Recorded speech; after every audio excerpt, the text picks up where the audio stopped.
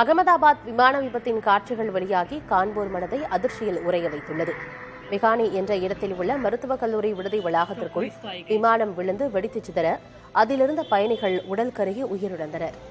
விபத்து நிகழ்ந்த இடமே மரண ஓலத்தில் அலற உடல்கள் சிதறி கிடந்ததைக் கண்டு அங்கிருந்தவர்கள் கதறி அழுதனர்.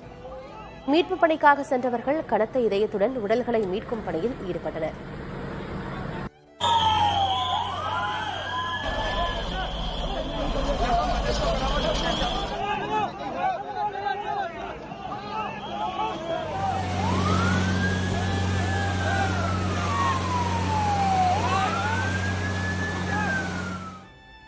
குஜராத் மாநிலம் அகமதாபாத்தில் விபத்துக்குள்ளான விமானத்தை இயக்கிய விமானி சுமித் சபர்வால் இதுவரை 8200 மணி நேரம் விமானங்களை இயக்கிய அனுபவம் கொண்டவர் என தகவல் வெளியாகியுள்ளது. துணை விமானி கிளைவ் குந்தர் 1100 மணி நேரம் விமானங்களை இயக்கியவர் எனவும் கூறப்படுகிறது.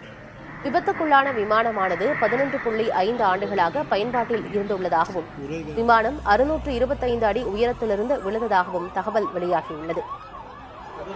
अहमदाबाद गाड़ीनगर कोर्ट में प्लेन फटा दिए.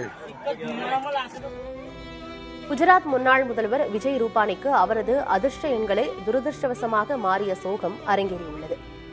விஜய் ரூபானி 1206 என்ற எண்ணை தனது அதிர்ஷ்ட எண்ணாக கருதி வந்துள்ளார்.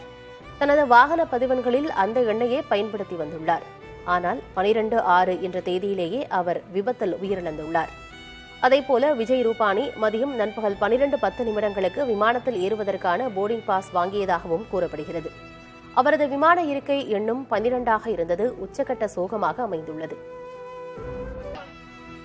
அகமதாபாத் விமான விபத்தில் உயிரிழந்தோரின் ஆன்மா அமைதி கொள்ள வேண்டி கங்கை ஆரத்தி வைபவத்தில் பிரார்த்தனை செய்யப்பட்டது. உத்தரப்பிரதேச மாநிலம் பிரயாக்ராஜ் நகரில் திருவேணி சங்கமத்தில் தினமும் மாலையில் கங்கை ஆரத்தி வைபவம் நடைபெறும். அப்போது உலக நன்மைக்காக வழிபாடு நடத்தப்படுகிறது. அந்த வகையில் வியாழனன்று மாலையில் நடைபெற்ற சந்தியா ஆரத்தியின் போது அகமதாபாத் விமான விபத்தில் மரித்தோரின் ஆன்மா அமைதி கொள்வதற்காக பிரார்த்தனை செய்யப்பட்டது.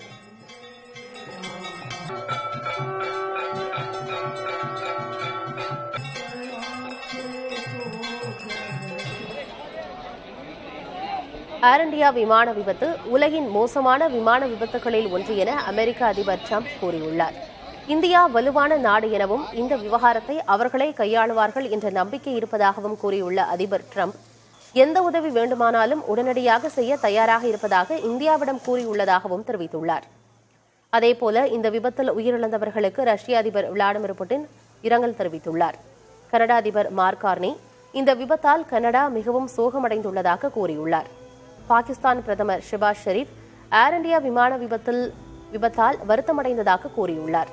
வங்கதேச இடைக்கால அரசின் தலைமை ஆலோசகர் முகமது யூனுஸ் இந்தியாவிற்கு அனைத்து விதங்களிலும் ஆதரவளிக்க தயார் என தெரிவித்துள்ளார்.